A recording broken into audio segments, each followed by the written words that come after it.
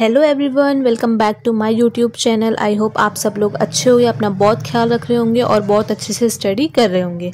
तो आज की क्लास में जो मैं वन शॉर्ट चैप्टर लेके आई हूँ वो है हमारा इनऑर्गेनिक का मोस्ट इम्पॉर्टेंट चैप्टर। मैं इनऑर्गेनिक के चैप्टर्स भी जो इम्पॉर्टेंट है वो मैं आपको उसके वन शॉट दूंगी। तो सबसे पहला उसमें जो चैप्टर आता है इनऑर्गेनिक केमिस्ट्री में, तो उसमें आता है हमारा classification of elements and periodicity in properties. ये एक ऐसा चैप्टर है जिसमें से 2 से 3 क्वेश्चंस आपके नीट एग्जाम्स में बनते हैं। तो चलिए इसको हम रिवाइज करते हैं, एक बार देख लेते हैं उसका ओपने लॉज दिए थे, किसने कौन कौन से लॉज दिए थे, हम उसको आज रिवाइज करेंगे। तो चलिए सबसे पहला आता है हमारा पर्पस। हम इस चैप्टर को पढ़ क्यों रहे हैं, तो इसमें मैंने लिखा है to ease out difficulty in studying individually the chemistry of all elements and their compound. हम इसलिए इसका पर्पस, इस चैप्टर का पर्पस ये है कि हम इसलिए पढ़ रहे हैं क्योंकि जितने भी एलिमेंट्स जो डिस्कवर हुए हैं उन सब की स्टडी करनी होती है हमको, उन सब की कंपाउंड्स की स्टडी करनी होती है, जो इंडिविजुअल स्टडी हो जाए उन कंपाउंड्स की। इस वजह से हम इस चैप्टर को हम पढ़ेंगे। तो चलिए सबसे पहले मेरा टॉपिक आता है हमारा and sorry for the background music and sorry for the background sound. यहाँ पे बच्चे and sorry for the background sound. चलिए चलते हैं, लेट्स स्टार्ट। तो सबसे पहला जो टॉपिक आता है हमारा वो आता है हमारा genesis of the periodic classification. Genesis of the periodic classification में हम देखते हैं सबसे पहले लॉ ऑफ ट्रेड्स। इसमें लॉज आते हैं कुछ, सबसे पहले 4 लॉज आते हैं हमारे। वो आते हैं हमारे सबसे पहले law of triads, second law आता है law of octaves, third law आता है हमारा पीरियोडिक लॉ एंड सबसे फोर्थ जो आता है हमारा मॉडर्न पीरियोडिक लॉ। तो इसमें सबसे पहले हम फर्स्ट लॉ की बात करते हैं कि फर्स्ट लॉ हमारा किसने दिया था।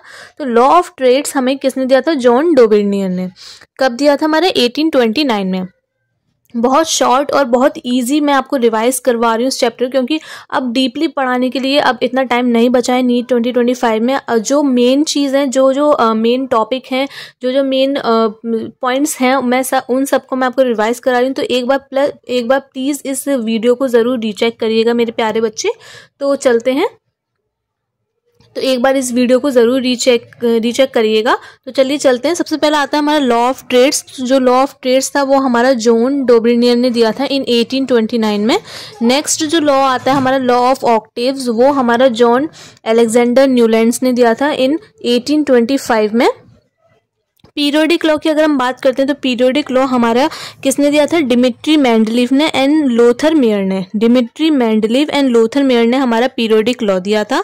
तो इसमें मैं बताती हूँ अपने, इसमें उन्होंने क्या लिखा था, it states that the properties of elements are the periodic function of their atomic weights.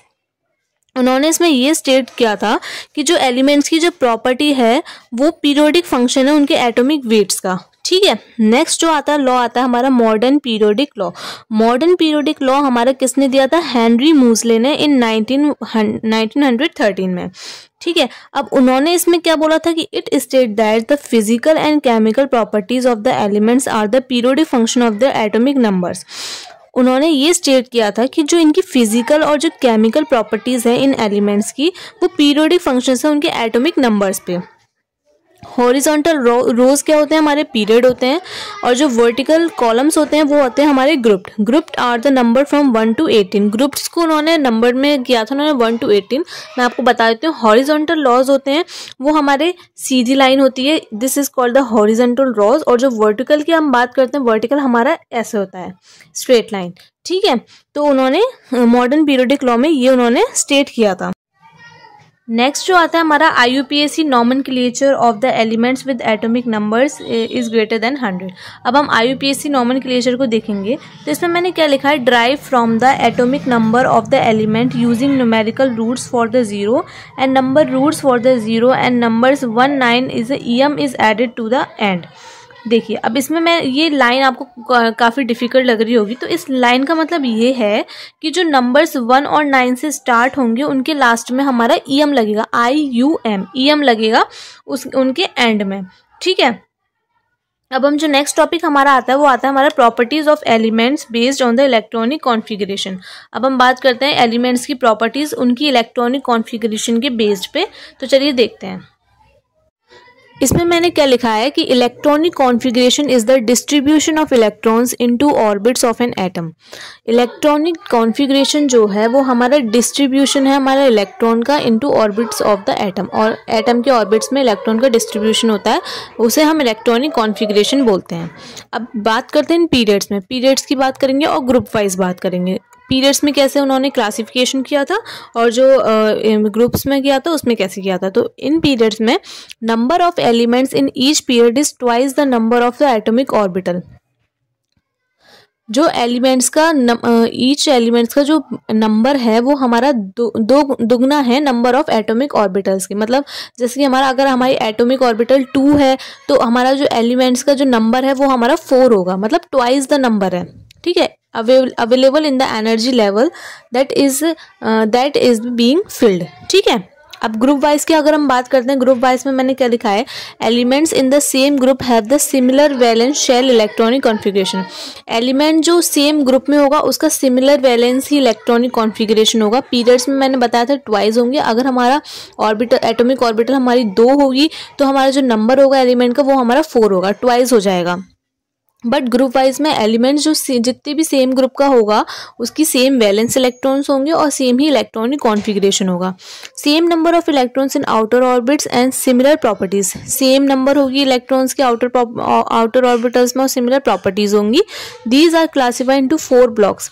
इनको क्लासिफाई किया था 4 ब्लॉक्स में, s block, p block, d block and f block. This is the main important line. तो आप देखिए कि 4 blocks में क्या था, s block, p block, d block और एफ ब्लॉक। आपको बस सिर्फ इतना याद रखना है कि पीरियड्स में ट्वाइस द नंबर हो जाता है एलिमेंट का, बट ग्रुप वाइज में सिमिलर वैलेंस इलेक्ट्रॉन होता है, सिमिलर ही इलेक्ट्रॉनिक कॉन्फ़िगरेशन होता है, सिमिलर सेम ग्रुप में होता है। ठीक है, तो अब बात करते हैं हम S block, p block, d block और एफ ब्लॉक की। एस ब्लॉक की अगर हम बात करें, एस ब्लॉक एलिमेंट्स में हम बात करते हैं तो ग्रुप फर्स्ट की एल्कली मेटल्स होते हैं ये। This is the very important chart. S block, p block और डी ब्लॉक का ये इंपॉर्टेंट चार्ट है, तो प्लीज़ आप वीडियो को ज़रूर रीचेक करिएगा। तो सबसे पहले हम बात करते हैं ग्रुप फर्स्ट। ग्रुप फर्स्ट में जो एल्कली मेटल्स आते हैं उन्हें हम एस ब्लॉक बोलते हैं, ग्रुप फर्स्ट के होते हैं और एल्कली मेटल्स बोलते हैं इनको। और ग्रुप सेकेंड जो होते हैं उनको एल्कलाइन अर्थ मेटल्स बोलते हैं। ठीक है, अब इनका आउटर मोस्ट कॉन्फ़िगरेशन जो होता है NS1 और NS2 होता है।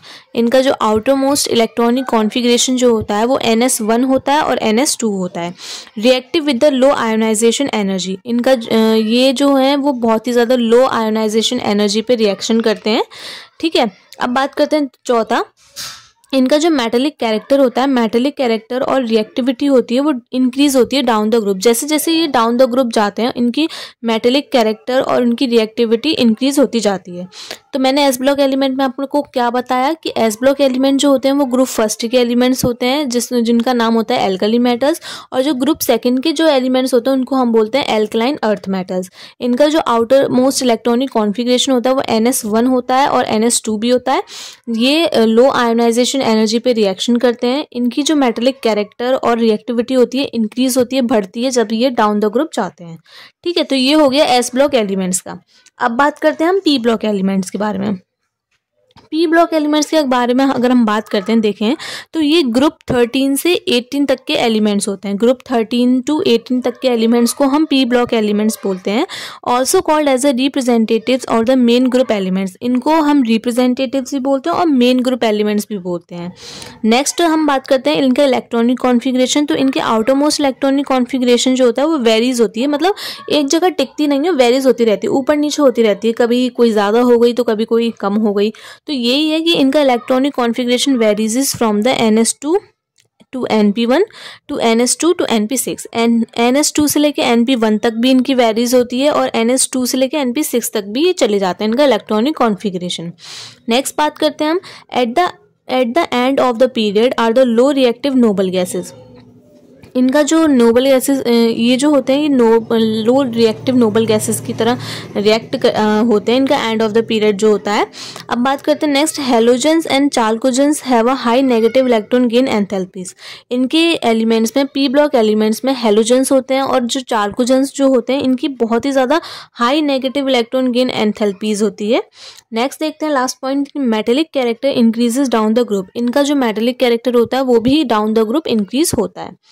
अब नेक्स्ट देखते हैं हम डी ब्लॉक एलिमेंट्स की। डी ब्लॉक एलिमेंट्स की अगर हम बात करें कि ग्रुप 13 से लेकर 12 तक के जो बीच में जो एलिमेंट्स होते हैं उनको हम डी ब्लॉक एलिमेंट्स बोलते हैं। इनका जो आउटर मोस्ट इलेक्ट्रॉनिक कॉन्फ़िगरेशन होता है वो होता है हमारा ब्रैकेट में n-1 ब्रैकेट क्लोज डी से लेके 1 से लेके 10 तक इनका होता है इलेक्ट्रॉनिक कॉन्फ़िगरेशन ns2 और np6। ठीक है।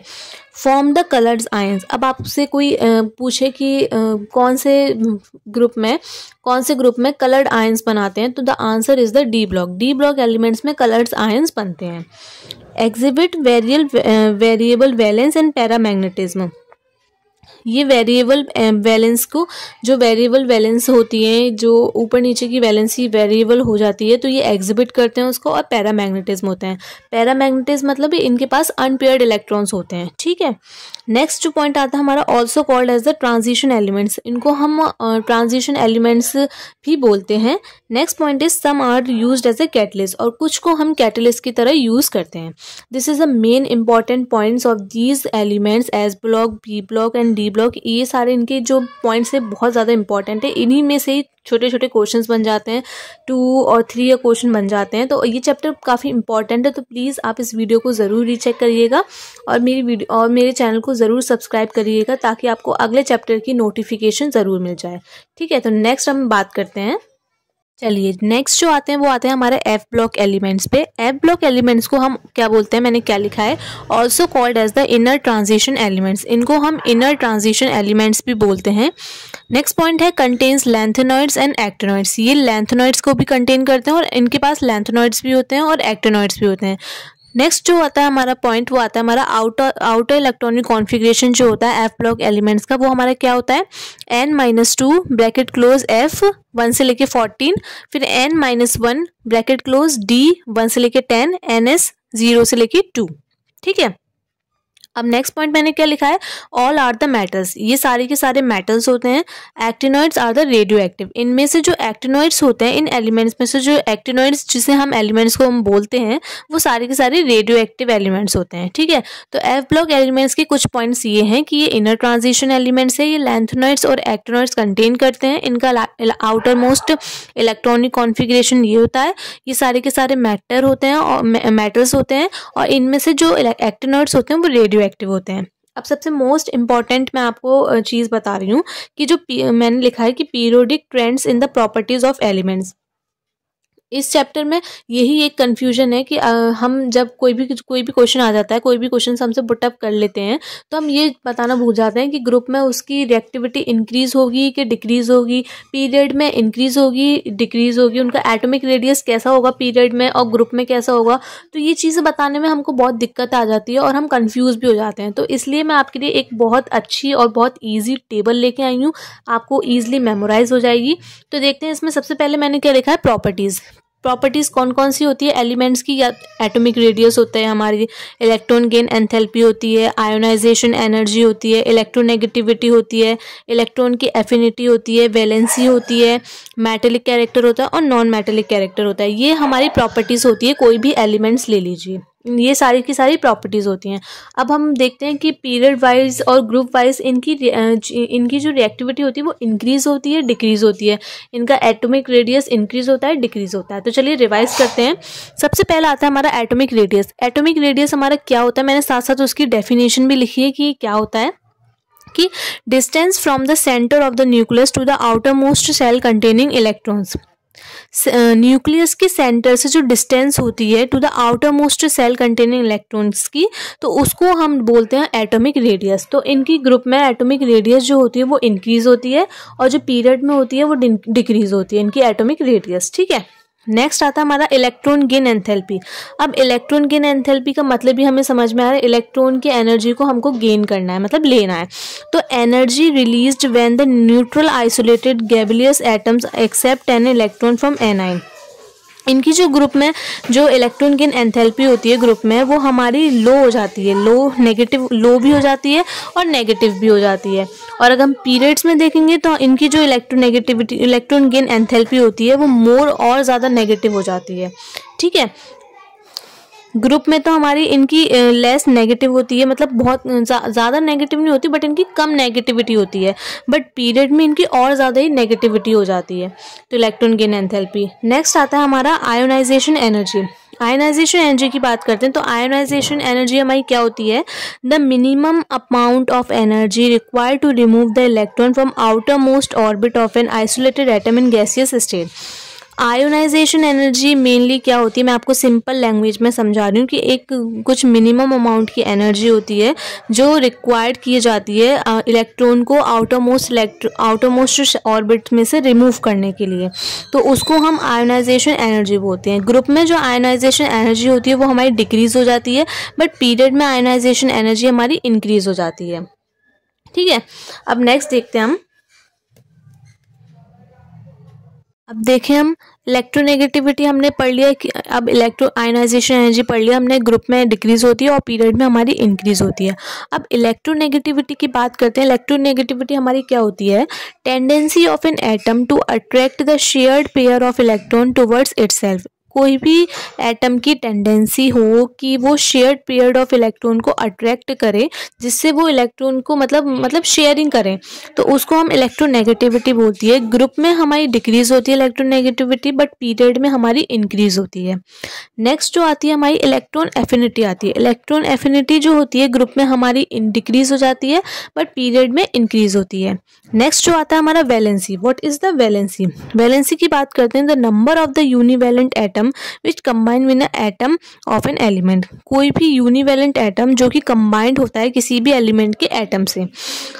अब ग्रुप की बात करते हैं तो ग्रुप में वैलेंसी क्या होती है, कोई भी चेंज नहीं आता, नो चेंज हो जाती है। और पीरियड की अगर हम बात करें तो इंक्रीज फ्रॉम 1 to 4, 1 से लेके 4 तक इंक्रीज हो जाती है, देन उसके बाद डिक्रीज हो जाती है 4 से लेके 0 तक।